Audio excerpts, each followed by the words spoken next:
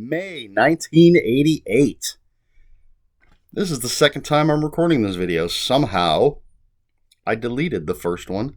So, it's May 1988. Nothing spectacular happening in my life at that time that I can think of. But I read some books, so I'm going to talk about those. And I'm probably going to go through this a little more quickly than I did the first time because I've already done this. I don't know if I can do it again as well as I did it the first time. But let's just jump right in. First book I read in May of 1988 was The Restaurant at the End of the Universe by Douglas Adams. Second book in the Hitchhiker's Guide to the Galaxy series. We've got all our rogues gallery, Arthur Dent, Ford Prefect, Zaphod Beeblebrox, Marvin, the Paranoid Android, Trillian, I believe. I think this book deals mostly with trying to figure out what 42 means, and there's wacky adventures, and our characters end up at the restaurant at the end of the universe. It's just crazy, sci-fi, wacky fun. Next book was Life, the Universe, and Everything by Douglas Adams, book 3 in the Hitchhiker's Guide series. And this one deals with, I believe, there's a planet called Cricket, Krikkit, Cricket. And the life forms on this planet are tired of looking at the night sky, so they want to destroy the universe. And our heroes have to try to stop them. And again, tons of wacky adventures ensue. Next up, So Long and Thanks for All the Fish by Douglas Adams, book 4 in the Hitchhiker's trilogy.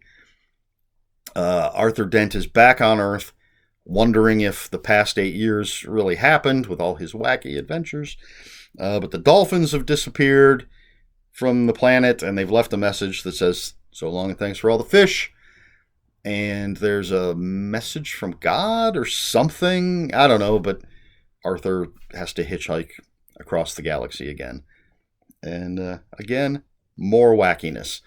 I love these books. They're absolutely hilarious. I personally think that Hitchhiker's Guide to the Galaxy is the funniest of the series. I still say it's the funniest book I've ever read. But the whole series is worth reading. Book number 4. We're still in Douglas Adams territory. It's Dirk Gently's Holistic Detective Agency. This, in my opinion, not as good as the Hitchhiker's Guide books. This is the first book in a series. I know there's at least 2. I don't know if there's more than that. I think I've only read 2. Dirk Gently is a detective. He's a holistic detective. There's a bunch of different storylines in here, but they're all going to come together because holistics. And Dirk Gently, if I recall correctly, is not your typical detective. It's not so much about actually finding clues as finding the connections in everything in the universe. Something. I don't know. It was fine, as I recall, but definitely, my opinion, not the best of Douglas Adams' work. Next, we have Notes from Underground by Dostoyevsky. If you've seen earlier videos, I've mentioned I do prefer Dostoyevsky to Tolstoy when it comes to Russian literature. And this one is, I believe, Dostoyevsky's first novel. Not nearly as big as some of his later works. And it's just a retired civil servant in St. Petersburg, I want to say, just writing shit down. I want to say the ramblings of a retired civil servant, but I'm not sure ramblings is the proper word. But, it's Russian literature. It's interesting. I don't know if entertaining is the proper thing to say, but it is interesting, and I do enjoy Dostoyevsky. Next up, here we go. Stinger, Robert R. McCammon. This is the first McCammon book that I read. Turns out, I found out later I had read some of his short stories without realizing it. But Stinger, Inferno, Texas. It's a small, dying town in Texas. There's rival gangs tearing things up. The mine has closed. Something from space crashes. And something comes out of that crash and then something else from space comes down. It's a bounty hunter going after that thing that crashed, and which sounds a lot like Critters, but I think this is pre-Critters, and it's definitely a nice mix of science fiction and horror. I love this cover. I'm trying to get all my Robert McCammon books with this particular cover design, which is why I don't have Bethany's Sin or Night Boat. And those in particular have great, beautiful, colorful covers. But yeah, it's Robert McCammon. It's good, or great. It's not just good, it's great. And not a bad place for me to have started. Definitely got me onto the Robert McCammon train. Let's see. Next up, one of my favorite books of all time. I didn't have to look anything up for this. I've read this dozens of times. Excuse me. This is A Prayer for the Dying by Jack Higgins. It's a movie cover, which bothers me, but it's not the worst movie cover ever. So here's a little trivia from May of 1988. I was stationed at Vandenberg Air Force Base, which is mid-California on the coast. I had two half-brothers that lived in Modesto, California, which is about 5 hours north. It's near San Francisco area. I drove the 5 hours up to visit my half-brothers. One night, we rented the movie A Prayer for the Dying, which stars Mickey Rourke, Bob Hoskins, Liam Neeson's got a small role in it, and loved the movie. Saw that it was written by a guy named Jack Higgins. So I got the book and read it, and absolutely, I love this book. It's the story of Martin Fallon, who is in the IRA. After a job goes wrong, he decides he wants out. He goes to this guy to get like fake ID and stuff so he can get out of the game. And he's told, well, you got to do one more job. He doesn't want to do it, but he's forced into it. The job is to murder this mob boss. He's told when and where he can do it. And so he does it, but the act is witnessed by a priest. So Martin Fallon goes to the priest and confesses in the confessional. So now the priest feels he can't tell the cops anything. I'm not Catholic. Not sure that's how it works. I understand the priest can't reveal anything that he's heard in the confessional, but I would still think he could tell the cops what he witnessed with his own eyes. I don't know. But anyway, that's what's going on in the book. And so Martin Fallon tells the rival mob boss, the one that wanted this hit done, he's like, don't worry, even though there was a witness, I've taken care of it. But the mob boss doesn't think that the priest is going to keep his mouth shut, thinks it's a loose end. And so he starts sending people after the priest and the priest's blind niece. Martin Fallon feels that he's the one that caused this trouble, so he has to protect the priest and his niece. I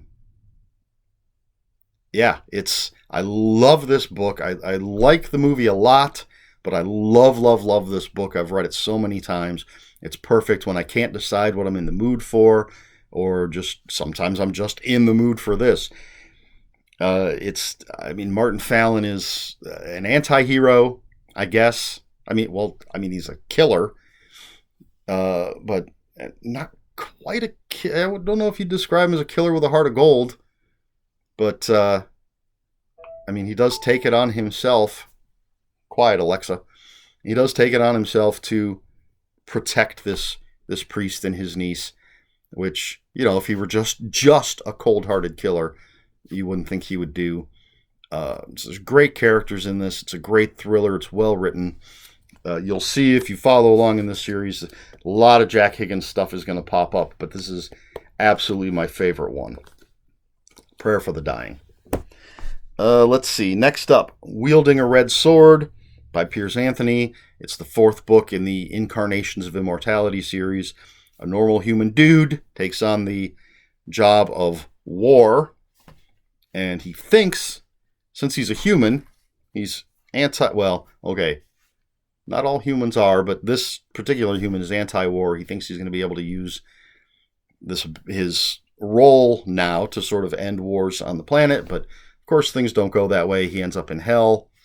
He mounts an insurrection in hell, gets out, finds out that the world is now war-ravaged. Satan of course, is the bad guy in this whole series.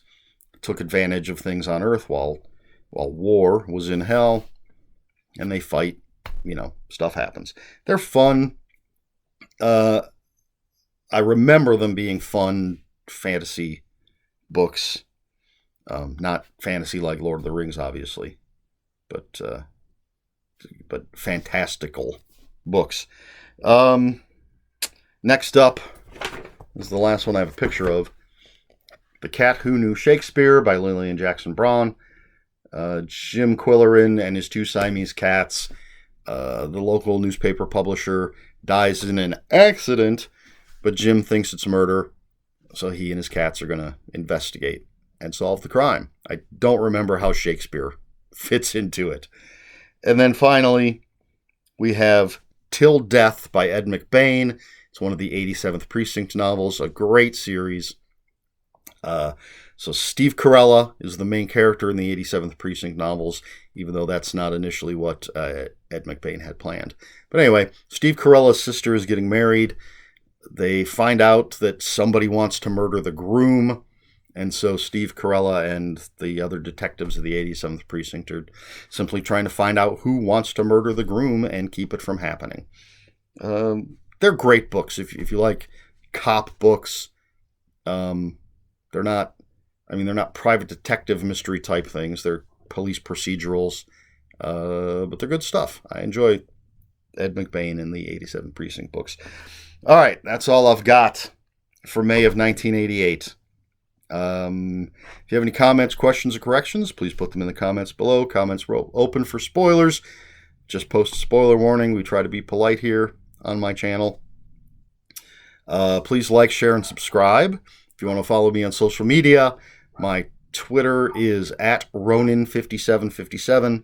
My Instagram is EricSmith5757. That's Eric with a K, ERIKSMITH 5757. And that's it. So until next time, read more books.